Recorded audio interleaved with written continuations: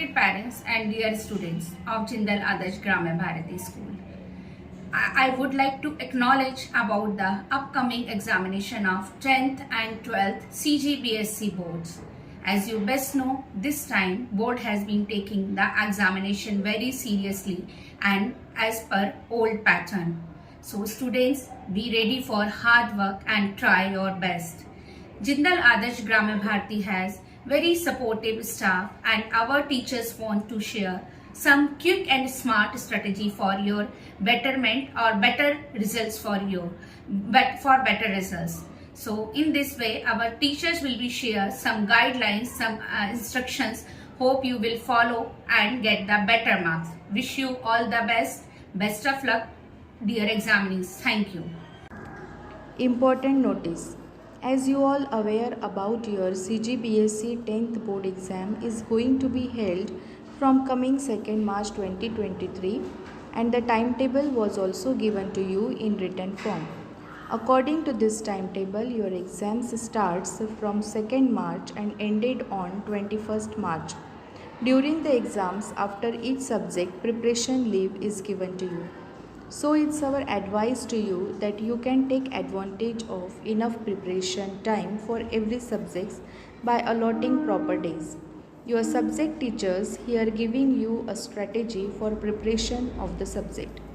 First, Hindi subject exam of yours is going to start from 2nd March.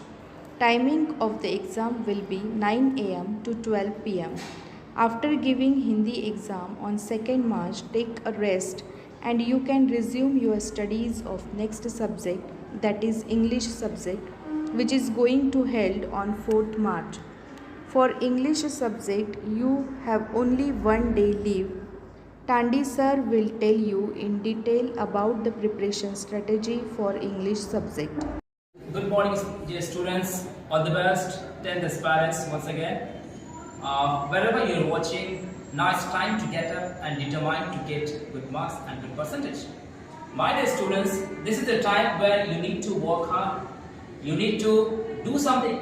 We have blueprint of English subject, class 10, and we need to focus. We need to go through each part, each section, which is very crucial, which is very important.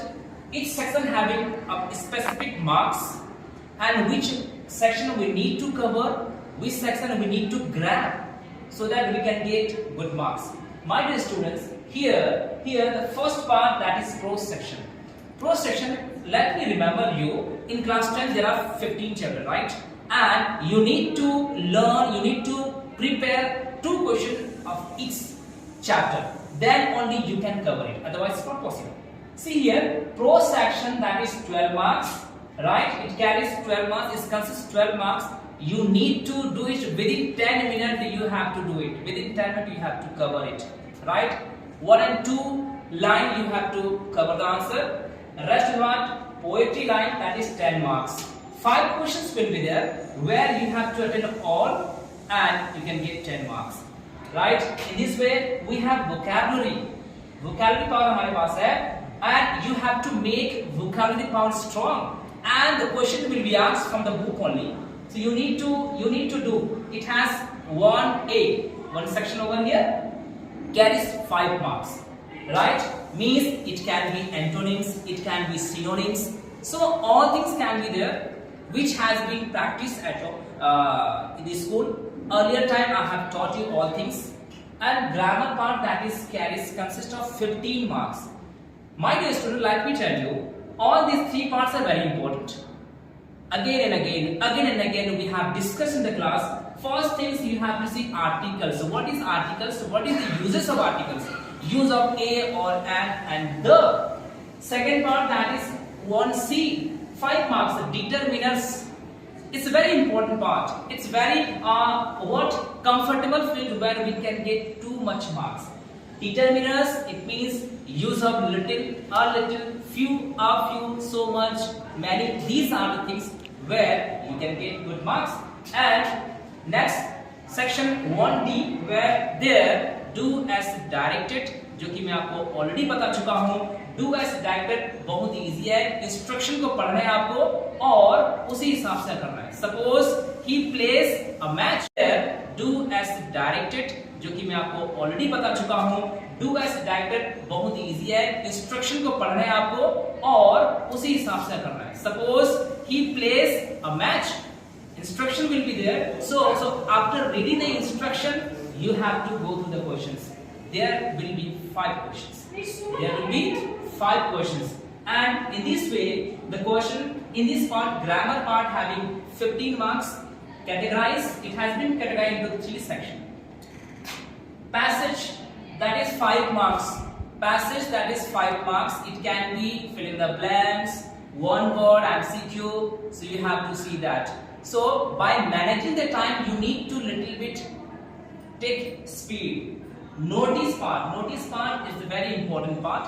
Notice where you can write, you can get nice marks, you can get good marks if you are writing a good format of notice, and what, where to write and how to write. A proper format should be there which has been taught in the class. Basically about competition based sports and function notice come. For last 5 to 6 years, we have seen the questions already. These are the repeated questions, my dear students. No need to confuse. And letter and application. Letter और application में आपको 4 marks आएगा, और basically आपको जो repeated questions हैं, TC हमेशा और हमेशा आता है। ये TC आपको याद करना बहुत जरूरी है। Lead application या तो informal की बात करें तो brothers marriage तो आपको पक्का है, फिक्स है। तो ये चीज को आपको याद करना पड़ेगा। लिखने के पैटर्न का करना पड़ेगा, proper date, proper content must be there. Basically notice, just notice which having 4 marks, basically it is written the word limit not more than 50 words, right? And paragraph, that is 4 marks. Importance, dear student, means what? 4 marks, 40 to 50 words you have to word limit will be there. Importance of trees you can write. Yes, basically these are repeated questions, these are revised questions. Yes, every year these questions you have to see. And environment, so these are the clues I'm important. These are the examples. I'm not telling you that these questions will come, but these questions, these part will help you to do something. Unseen passage, that is 8 marks, that is, so you have to do it. Okay, and essay, last and the most important part, essay, where we can earn a lot of marks. 5 years, wonder of science, that is repeated questions है। wonder of science बहुत ही repeated questions है, और या तो mind हो भी आपको learn करना पड़ेगा। ये सब repeated question है। So these are the principle, these are the tricks which enable you to do something. Now it's time to get up. It's time to determine, it's time to give more and more time for your studies, right? And all the best. Once again, wherever you are watching, right, share it with your friends and press the button so that latest things we can take you. Thank you. After giving English subject exam, when you will reach home, then take rest and resume your math exam preparation, which is going to held on 10th March. For math subject, you have 5 days preparation leave. Kavya ma'am will tell you in detail about the preparation strategy for this subject.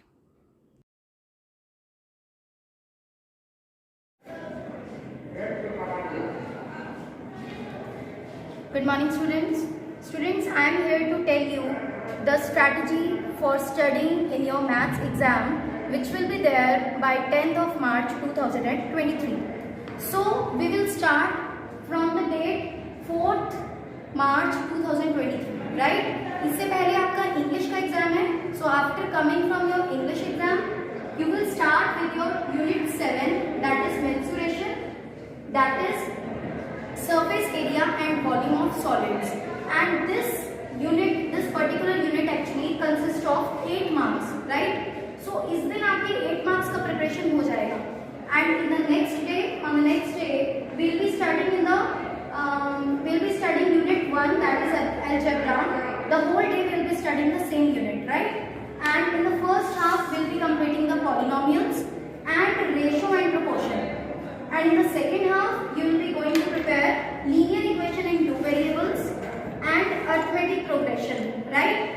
But actually listen students, actually ये चारों के चारों chapters मिलके हमें marks 20 नहीं दिलवा रहे हैं, राइट? तो एक चैप्टर और पेंडिंग है, that is your quadratic equation, but मैंने इसको डिवाइड कर दिया नेक्स्ट दिन, right?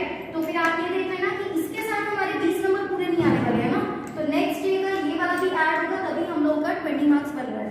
And similarly on the next day that is 6th of March हम लोग क्या करने वाले हैं, फर्स्ट हाफ में यूनिट 1 का pending chapter that is quadratic equation cover करेंगे, and unit 6 that is proof of mathematical statements, ये हमारा कंप्लीट हो जाएगा क्योंकि यूनिट 6 में हमारे पास सिर्फ 1 ही चैप्टर है, right? And in the second half में आप यूनिट 2 का 2 चैप्टर कवर करेंगे, मतलब यूनिट 2 कंप्लीट होने वाला है आपके 2 चैप्टर से, that is the coordinate geometry and the other one is graph, right? And you will be covering up 12 marks, clear? And on the next day, that is Tuesday 7th of March, in the first half you will be studying unit 4, that is trigonometry. Actually I have divided this unit in 2 halves, right? Like unit 4 में हमारे पास trigonometry आ रहा है plus height and distance आ रहा है, so first half में because this is quite lengthy, so you can go for only trigonometry, right? And in the second half we will completing of the next left part of unit 4, that is height and distance, plus you can cover unit 3 also, that is banking and taxation. Actually this is covering up only 1 chapter, so we will be completing with 17 marks, right? तो हमारे 2-3 units का mixture जो है यहाँ पे हमें 17 marks दिलवाने वाला है। एंड फिर उसके बाद हमारे पास 8th डेट बचती है और 9th, क्योंकि 10th को तो एग्जाम है, सो 8th मार्च को हम लोग फर्स्ट हाफ में करने वाले हैं। Actually the whole day will be covering up your unit 5, right? So first half में हम लोग करेंगे similarity in the geometrical shapes and geometrical construction. ये आप फर्स्ट हाफ में कर सकते हो क्योंकि कंस्ट्रक्शन में ज्यादा कुछ करने वाला है नहीं, ठीक है? And in the second half you will be covering up the left portion, that is your circles and tangents. So the whole geometry consist of 12 marks, right? And on the very last day आप लोग क्या करने वाले हैं, first half में unit 8 जो कि आपका एकमात्र बचा हुआ यूनिट है वो हम लोग कवर करेंगे, that is your analysing data, ठीक है? और ये हमारे पास 6 मार्क्स का आता है और with this your syllabus will be completed, right? फिर हम लोग आते हैं सेकेंड हाफ में। अब आपको भी थोड़ा सा रिलैक्स भी होना है ना, तो सेकेंड हाफ में आप लोग क्या करेंगे, look into last year papers, जो भी आपके 10 ईयर पेपर्स है एक बार उनका मतलब अच्छे से उनको देख लेना। अगर कुछ भी एक्स्ट्रा क्वेश्चंस होंगे जो हमारे पूरे सिलेबस में कवर अप नहीं हुए होंगे तो उसको आप वहां पे जाके परफॉर्म कर सकते हो और उनको लर्न कर सकते हो, राइट? और फिर लास्ट में लिखा है अब wise revision of the chapters, मतलब ये आपको देखना है कि आपको कौन से चैप्टर में क्या चीज समझ में नहीं आई है, तो you just go all through with your whole syllabus and just check it out कि क्या चीज हमें मुश्किल लगती है, क्या चीज ईजी लगती है, and get into the chapters and learn everything, right? With this I think सब बच्चों को क्लियर हो गया होगा कि क्या स्ट्रेटेजी रही है मैथ्स पढ़ने के लिए। And on the 10th of March you will B actually having the exam. Morning में ज़्यादा स्ट्रेस नहीं लेना है, फॉर्मूले रिवाइज करिए, जो क्वेश्चंस डिफिकल्ट है उनको सर्कल ऑलरेडी करके रखिए। जब हम लोग रिवीजन कर रहे हैं तभी उनको सर्कल करके रखिए, और जब भी हमारा एग्जाम होगा दैट इज 10th मार्च, उस दिन आप उन सर्कल क्वेश्चन को जरूर एक बार देख के जाएंगे, राइट? बिल्कुल नर्वस नहीं होना, टेंशन नहीं लेना है। All the best children, thank you. After completing the maths exam, you will take rest and then resume your science subject preparation, which is going to held on 13th March. For science subject, you have 2 days preparation leave. Jainarayan sir will tell you in detail about the preparation tips for science subject. Hello students, आज हम लोग यहाँ पर हैं strategies discuss करने के लिए कि आप ये एग्जाम की जो 2 दिन का गेम है आपके साइंस के लिए, उस 2 दिन के गेम को कैसे यूज करोगे आप लोग अच्छे से रिवाइज करने के लिए। इसके लिए मैंने क्या किया है कि आपके जो टोटल 9 जो यूनिट है उस 9 यूनिट को मैं टू पार्ट्स में डिवाइड कर दिया हूँ। पहला फर्स्ट डे जब एग्जाम देके आओगे आप रेस्ट करने के बाद उसी दिन है ना साइंस के लिए प्रिपेयर करना शुरू कर दोगे, है ना? ये मार्च जो 10 तारीख का वहां पर इस यूनिट में आप लोगों को देखने को मिलेगा क्या, acid base salt and classification of element. ये 2 छोटे-छोटे चैप्टर है, स्मॉल क्वेश्चंस इसमें से आते हैं। टोटल इसका वेटेज है 8 मार्क्स का, और आपको बेसिकली फोकस करना है 2 marks question and 4 mark question के। 4 मार्क क्वेश्चन के लिए बेसिकली आप लोग जाओगे क्लासिफिकेशन ऑफ एलिमेंट्स, ज्यादा चांसेस है क्लासिफिकेशन ऑफ एलिमेंट से 4 मार्क्स के आएंगे, 2 मार्क्स के लिए एसी इक्वेशन सॉल्व है। ये बहुत क्विक रिवीजन है, ये आपको ज्यादा से ज्यादा इसके लिए आपको 1 से 2 आवर लेंगे, इससे ज्यादा आप लोगों को देना नहीं है, इसके लिए यूज करना है आपको पहले से आप प्रिपेयर कर चुके होंगे, केवल रिवाइज करना है। Now come to the second unit that is metal and metallurgy in chemistry of non metal. ये बहुत बड़ा यूनिट है और इस यूनिट से 8 मार्क्स के क्वेश्चन आएंगे और 8 मार्क्स के क्वेश्चन आएंगे, इसमें ज्यादा टेंशन लेने की आपको जरूरत नहीं, केवल और केवल लॉन्ग आंसर आप लोग को पढ़ना है। इसमें से 3 + 3 मार्क्स के 6 मार्क्स का क्वेश्चन एक आएगा इसमें, जिसमें 3 + 3 के स्कीम मतलब 3 मार्क्स वाले क्वेश्चन प्लस 3 मार्क्स वाले क्वेश्चन, एक क्वेश्चन जरूर आएगा और एक क्वेश्चन आएगा 1 मार्क्स का। तो बेसिकली आप लोग इसमें लॉन्ग आंसर की तरफ जाना होगा। Metal and metallurgy, chemistry in daily life, derivatives of hydrocarbon, यहां पर भी इसका वेटेज है 8 मार्क्स। ये आपको ज्यादा अच्छा मार्क्स दे सकता है क्योंकि इसमें छोटे-छोटे क्वेश्चंस आपको प्रिपेयर करने हैं। बेसिकली 2 मार्क्स एंड 4 मार्क्स के क्वेश्चन को आपको ज्यादा क्या करेंगे, इस पे ध्यान देंगे। इन दोनों के लिए आप ज्यादा से ज्यादा 2 आवर्स या 1 आवर्स जैसे आपकी एबिलिटी है उस हिसाब से आप इस पे कंज्यूम करेंगे, ज्यादा टाइम लेना नहीं है आप लोगों को। Heat and temperature and energy sources आप एक बार रीड करेंगे, आपको ज्यादा कुछ पढ़ने की जरूरत नहीं पड़ेगी। ज्यादातर क्वेश्चन हीट एंड टेम्परेचर पे जाएंगे आप लोग। हीट एंड टेम्परेचर से 3 मार्क्स वाला क्वेश्चन को ज्यादा पढ़ने की कोशिश करेंगे, 3 मार्क्स से 2 मार्क्स वाला। एक इंपॉर्टेंट यूनिट यहाँ पर जो है वो लाइट का जो 2 चैप्टर है, reflection and refraction, plane surface and spherical surface में 10 मार्क्स का वेटेज है, 2 चैप्टर है केवल आपके पास में। और यहाँ पर आप लोगों को जो प्रिपेयर करना है 5 मार्क्स वाला क्वेश्चंस को आपको प्रिपेयर करना है लाइट चैप्टर से, और कुछ क्वेश्चन जो आएंगे 3 मार्क्स से, लेकिन आपको फोकस करना है किसमें, 5 मार्क्स वाले क्वेश्चन में। और आप इसको इसी दिन में 10 तारीख और 11 तारीख के बीच में इतना को आप लोगों को क्या करना है, कवर करना है, वरना आपके पास में समय नहीं रहेगा रिवीजन के लिए। उसके जो नेक्स्ट सेक्शन में आते हैं, उस नेक्स्ट सेक्शन में एक बहुत बड़ा यूनिट है जिसका नाम है electric current, magnetic effect of electric current. इसमें भी आप लोगों को 5 मार्क्स वाले क्वेश्चंस पर ध्यान देना। 5 मार्क्स वाले क्वेश्चन में आप लोग मोटर जनरेटर को जरूर पढ़ लें, और इलेक्ट्रिक करंट 5 मार्क्स वाले क्वेश्चन में आप लोग मोटर जनरेटर को जरूर पढ़ लें, और इलेक्ट्रिक करंट सर्किट में आप लोगों को पैरेलल और सीरीज कॉम्बिनेशन के जो डेरिवेशन है ये क्वेश्चन को आप लोग जरूर पढ़ लें। ये दोनों चैप्टर बहुत इंपॉर्टेंट है। हेरिडिटी एक ही चैप्टर पढ़ा जाता है, इसका वेटेज है 8 मार्क्स का। हेरिडिटी में आप लोगों को सारे जो इंपॉर्टेंट क्वेश्चंस बता दिया गया है, उसमें 4 मार्क्स और 3 मार्क्स वाले क्वेश्चंस को ज्यादा प्रिपेयर करना है आपको। पूरे बुक में जो सबसे बड़ा यूनिट है वो है लाइफ प्रोसेस। इस लाइफ प्रोसेस के 2 chapter, life process 1, life process 2, और उसमें जुड़ा हुआ है रिप्रोडक्शन।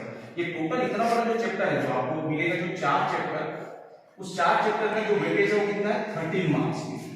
और ये वो चैप्टर जहां से 6 मार्क्स के क्वेश्चन आएंगे। 2 ही चैप्टर ऐसे जहां से 6 मार्क्स के क्वेश्चन आएंगे, एक है मेटल एंड मेटलर्जी और दूसरा क्या है, लाइफ प्रोसेस एंड रिप्रोडक्शन। तो ये जो 6 मार्क्स का क्वेश्चन है, सिंगल क्वेश्चन नहीं रहेगा, 3 + 3 का रहेगा। तो आपको किस तरीके से प्रिपरेशन करना है, 4 मार्क्स का क्वेश्चन दोनों से आएंगे, ज्यादा 4 मार्क्स क्वेश्चन आएगा रिप्रोडक्शन चैप्टर से। लाइफ प्रोसेस से 6 मार्क्स का, और रिप्रोडक्शन से जरूर आता है 4 मार्क्स का क्वेश्चन आता है। आवर एनवायरनमेंट आप लोग एक बार भी अगर पढ़ चुके होंगे तो इसमें ज्यादा फोकस करने की जरूरत नहीं है। आप इसमें ज्यादातर है जो पिरामिड्स को जाकर पढ़ेंगे, फूड वेब फूड पढ़ेंगे, इतना मैं आप लोग आवर एनवायरनमेंट के क्वेश्चन को आप लोग अटेंड कर सकते हैं। बेसिकली आप लोग को 2 दिन के अंदर ये सारा चीज को रिवाइज करना है, और उसके बाद कुछ टॉपिक एग्रीड्स है आप लोग के लिए। आप लोग डायग्राम प्रैक्टिस कीजिए बायोलॉजी में, लेडलिंग के साथ में छोटे-मोटे न्यूमेरिकल्स हैं, लाइट चैप्टर में करंट चैप्टर, उस न्यूमेरिकल को प्रैक्टिस करने के हेडिंग जरूर देंगे, जो भी आंसर आप करते हैं उसको क्लियर आंसर करने के लिए हेडिंग आपको देना जरूरी है। और जो पिछले 5 साल के जो पुराने क्वेश्चंस हैं एक बार उस पर जरूर जाएंगे, और इतना करने के बाद होप आपका एग्जाम सब बढ़िया होगा। Best of luck. After completing the science exam, you will take rest and then resume your social science subject preparation, which is going to held on 17th March. For this subject, you have 3 days gap. Reena Devra ma'am will tell you in detail about the preparation strategy for SST subject. Everyone, myself Mrs. Reena Devra. आप class 10 के student हैं और आपकी class teacher Mrs Niharika ma'am थी, तो उनकी जगह पर आज मैं उनकी हेल्प से और उनकी गाइडलाइंस के अकॉर्डिंग कैसे आपको आपका एसएसटी का पेपर या सोशल साइंस का पेपर अटेम्प्ट करना है उसकी स्ट्रेटजी बताऊंगी। तो लेट्स स्टार्ट। हम स्टार्ट करेंगे, जैसे कि मैंने नोटिस किया है आपके 3 डेज की लीव्स हैं, है ना, जिसमें आपका लास्ट पेपर रहेगा 13 मार्च को। उसके बाद में आपको 3 डेज की लीव मिली हुई है, 14, 15, 16। ये आपकी क्या है, प्रिपरेशन लीव है ना। तो आप इन 3 दिनों के साथ में 13 मार्च के 12 बजे के बाद के बचे समय को भी काउंट करेंगे। उसके अकॉर्डिंग आप अपनी प्रिपरेशन स्ट्रेटेजी को बनाएंगे, जिसमें मैं आज आप लोगों की हेल्प करूंगी। सबसे पहले ये शुरू करने से पहले एक सबसे इम्पोर्टेंट बात आप ध्यान रखेंगे कि एसएसटी और एक ऐसा सब्जेक्ट है जो कि लर्निंग बेस्ड होता है, जिसमें आपको बहुत क्या करना पड़ता है, लर्न करना पड़ता है। तो आपके हाथ में हमेशा लर्न करते समय एक पेंसिल या एक पेन और एक कॉपी होनी चाहिए। मतलब किसी भी आंसर्स को आप बिना लिखे याद नहीं करेंगे, क्योंकि जब आप किसी चीज को लिख कर पढ़ेंगे तो वो डेफिनेटली आपके दिमाग में बहुत अच्छे से क्या रहेगा, ऑब्जर्व रहेगा या याद रहेगा आपको। तो स्टार्ट करते हैं 13 मार्च के बचे हुए समय को और 14 मार्च को। टाइमिंग आपकी ड्यूरेशन आपको मैं थोड़ी देर बाद बताऊंगी कि आपको उसको किस पर्टिकुलर टाइम पर पढ़ना है। सबसे पहले शुरू करते हैं 13 मार्च और 14 मार्च। जैसा कि मैंने देखा और मैंने ऑब्जर्व किया, सबसे मैं जितना जानती हूँ हिस्ट्री और पॉलिटिकल साइंस के जो चैप्टर्स होते हैं वो लेंथी होते हैं, इनके क्वेश्चंस भी लेंथी होते हैं और समटाइम इन दो पार्ट से मोस्टली क्वेश्चन 6 मार्क्स या इससे 5 मार्क्स या 6 मार्क्स के पूछे जाते हैं। तो इसमें आपको ये ध्यान रखना है कि आप डेट 13 मार्च और 14 मार्च को चैप्टर 7 हिस्ट्री का the First World War, chapter 8 the Russian Revolution, chapter 9 Nazisms in Germany, chapter 10 end of colonialism, chapter 11 mass media और पॉलिटिकल साइंस के chapter 12 Indian constitution part 1, chapter 13 Indian constitution part 2, chapter 14 democracy in independent India, chapter 15 people's participation in democracy and chapter 16 democracy in social movement. इन chapters को I mean to से इन units को आप क्या करेंगे, अपने उस दिन में इंक्लूड करेंगे और इसमें से पहले आप ऐसे क्वेश्चंस निकालेंगे जो कि लॉन्ग टाइप आंसर्स हैं, जिसे बार बार आपके P1 exam, P2 exam, P3 exams और आपके प्री बोर्ड में भी इन्वॉल्व किया गया है। अब इसमें से लॉन्ग टाइप क्वेश्चंस निकालें, सबसे पहले उनको लिखकर लर्न करना शुरू करें, उसके बाद आप शॉर्ट टाइप, उसके बाद आप वेरी शॉर्ट टाइप क्वेश्चन और उसके बाद आप इनके ऑब्जेक्टिव को लर्न करें। इट मींस 13 और 14 मार्च का पूरा दिन आपका हिस्ट्री और पॉलिटिकल साइंस के लिए रहेगा।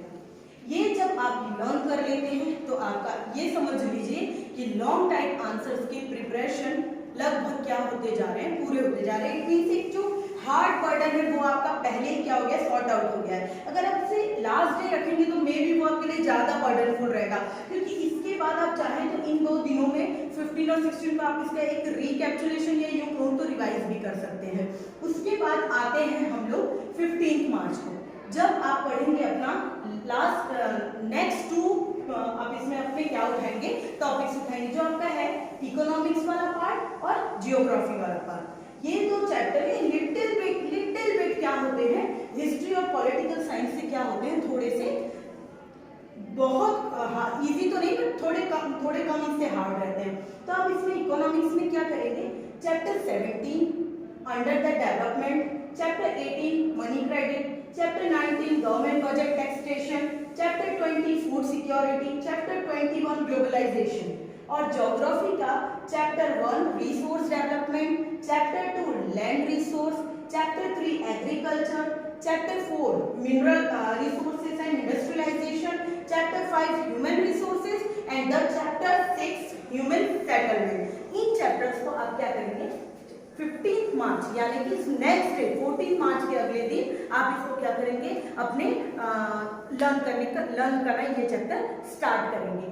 इनमें आप वही सेम आप पैटर्न यूज करेंगे। सबसे पहले आप 6 मार्क्स के क्वेश्चन उठाइए जो आपके लॉन्ग टाइप क्वेश्चंस हैं, उसके बाद शॉर्ट टाइप क्वेश्चंस लीजिए और उसके बाद last very short type questions लीजिए। ज्योग्राफी के जो पार्ट्स हैं इसमें आपको ज्यादा देखेंगे तो आपको इसमें ऑब्जेक्टिव ज्यादा इन्वॉल्व होंगे और आंसर्स भी आपके लिए क्या रहेंगे, थोड़े से लिबरल रहेंगे। तो आप इन्हें भी जब लर्न करें तो मोस्टली ऐसे क्वेश्चंस पहले प्रिफर करें जो आपके P1, P2, P3 या प्री बोर्ड में आए हुए हैं। उसके बाद आप बाकी के क्वेश्चंस क्या करें, लर्न करें। लर्न करते समय लिख कर पढ़ना क्या है, बहुत जरूरी होता है। तो ये आपका है इकोनॉमिक्स और ज्योग्राफी का। अगर आप इस तरीके से पढ़ेंगे तो आपके चारों सब्जेक्ट 2 दिन के अंदर क्या हो जाएंगे, पूरे कवर अप हो जाएंगे। अब नेक्स्ट अब आप बोलेंगे कि मैम 2 दिन में अगर पूरा चैप्टर कवर अप कर लिया तो 16 मार्च को क्या करना। 16 मार्च हमारा फाइनल डे है। इस दिन आपको आपका लर्निंग का सारा काम खत्म करके 16 मार्च पर आपको फोकस करना है गवर्नमेंट के थ्रू प्रोवाइड की गई चीजों पे और टीचर्स के थ्रू आपको जो नोट्स प्रोवाइड किए गए हैं उन चीजों पर। मींस आपके प्रीवियस ईयर्स के क्वेश्चन पेपर 2018, 19, 20 और 21 के इस प्रीवियस ईयर्स के पेपर्स क्वेश्चन पेपर सॉल्व करने की कोशिश करेंगे, इसके ऑब्जेक्टिव अटेम्प्ट करने की कोशिश करेंगे। ये आपके रिवीजन के लिए बहुत जरूरी है। उसके बाद आप P1, P2, P3 और प्री बोर्ड के पेपर सॉल्व करके देखेंगे कि आप ये पेपर सॉल्व कर पा रहे हैं या नहीं, किस क्वेश्चन को सॉल्व करने में परेशानी हो रही है। अगर हो रही है तो आप उस क्वेश्चन पे फिर से फोकस करें। उसके बाद आप लोगों के पास होती है एक मॉडल पेपर सेट और आपकी प्रबोध। आप उसके जो क्वेश्चन पेपर्स हैं उसे भी क्या करें, सॉल्व करने की कोशिश करेंगे। आपके लिए बहुत ज्यादा बेनिफिशियल है और एक तरह से यूं कहूं कि जैसे टीचर्स आपको एक रिवीजन कराते वक्त वीक के एंड में जो आपका जितना आपने लर्न किया उसका एक शॉर्ट टेस्ट लेते हैं ना, ये आपका सेल्फ टेस्ट है। आप इसकी प्रिपरेशन करेंगे 110% आपका क्या है, आपको पता चलेगा ओवरऑल सिनेरियो की आपकी तैयारी किस हद तक है। अब आते हैं हम टाइमिंग ड्यूरेशन पर। आपका टोटल यहाँ पर पहले हम देखते हैं मॉर्निंग टाइम आपका पढ़ने का देखिए सबसे बेस्ट टाइम होता है मॉर्निंग 4 AM to 7 AM। आप इस टाइम पर पढ़ना शुरू करें। मैं चाहती हूँ मोस्टली आप इस टाइम पे लॉन्ग टाइप के क्वेश्चंस लर्न करना शुरू करें क्योंकि इस वक्त हम फ्रेश रहते हैं। हाँ, और पढ़ने से पहले ऐसा ना कि आप सोकर उठे और किताब पकड़कर बैठ जाए या बुक्स खोलकर बैठ जाए, नहीं। आप सोकर उठे, उसके बाद फ्रेश हो, उसके बाद आप बुक्स कॉपी के पास जाए विद फ्रेश माइंड। पहले बाहर जाके 30 एयर ले, उसके बाद अंदर आके आप किताबों को अपनी बुक्स को टच करें। 4 AM से 7 AM के बीच सारे लॉन्ग टाइप क्वेश्चंस लर्न करें क्योंकि इस समय हमारी जो लर्निंग कैपेसिटी होती है वो थोड़ी तेज होती है। उसके बाद आप 1 घंटा रेस्ट करें, अपना ब्रेकफास्ट लें, थोड़ा सा आराम करें। उसके बाद में 9 AM to 11 AM इस समय आप अपने शॉर्ट क्वेश्चंस पढ़ें, ऑब्जेक्टिव्स पढ़ें, इन सारी चीजों को क्या करें, अच्छे से लर्न करें। इसमें आप इस टाइम पर और आप पहले पढ़ी हुई चीजों को रिवाइज भी कर सकते हैं। तो ये आपका मॉर्निंग टाइम हुआ। उसके बाद आपका आफ्टरनून टाइम आता है फिर से 1 नून से 3 नून। इसके पहले आप अगर अपना लंच करना चाहते हैं, लंच कर लें, रेस्ट कर लें। इस टाइम पे जो भी करना चाहते हैं वो काम कर लें, थोड़ा सा अपने आप को रिफ्रेश कर लें, है ना। इस समय फ्रूट्स वगैरह खाना वो ज्यादा बेनिफिशियल है। इस समय आप 1 बजे से लेकर दोपहर के 3 बजे तक अपना पूरा समय इस समय आप बचे हुए जो शॉर्ट क्वेश्चंस हैं, ऑब्जेक्टिव्स हैं, इसको पढ़ें और लर्न करते रहें लिख कर। उसके बाद आपका इवनिंग का प्रॉपर टाइमिंग है पढ़ने का 6 PM to 9 PM। इस समय के और नहीं हुआ है तो पहले जो बचे हैं उसे लर्न कर लें। उसके बाद एक पूरा रिवीजन करें, उसके बाद गॉड को थैंक यू बोले और जाकर अपना बेड रेस्ट लें।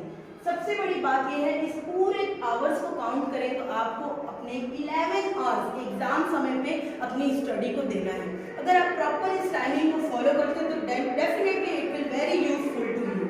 And one more thing, remember इस टाइम पे लर्न करते समय मैं अगेन बोलूंगी कि आपके हाथ में एक पेंसिल और कॉपी या पेन या कॉपी जरूर होना चाहिए क्योंकि लिखकर पढ़ा हुआ हम कभी नहीं भूलते हैं ये। और याद रखिए 9 बजे तक का टाइमिंग आपको 9 PM तक का टाइमिंग क्यों दिया गया है। इसके बाद लेट नाइट स्टडी हम बहुत एग्जॉस्टेड होते हैं, बहुत थके हुए होते हैं, तो बहुत लेट नाइट तक स्टडी किया हुआ हमें याद नहीं रहता है।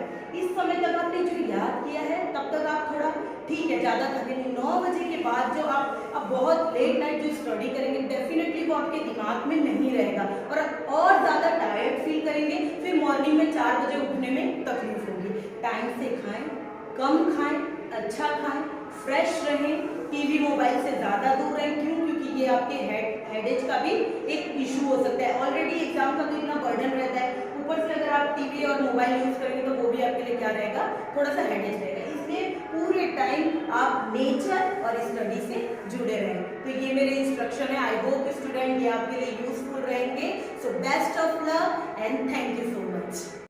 After finishing social science exam, you will take rest at home and from evening start your next exam preparation, that is Sanskrit subject preparation, which is going to held on 21st March.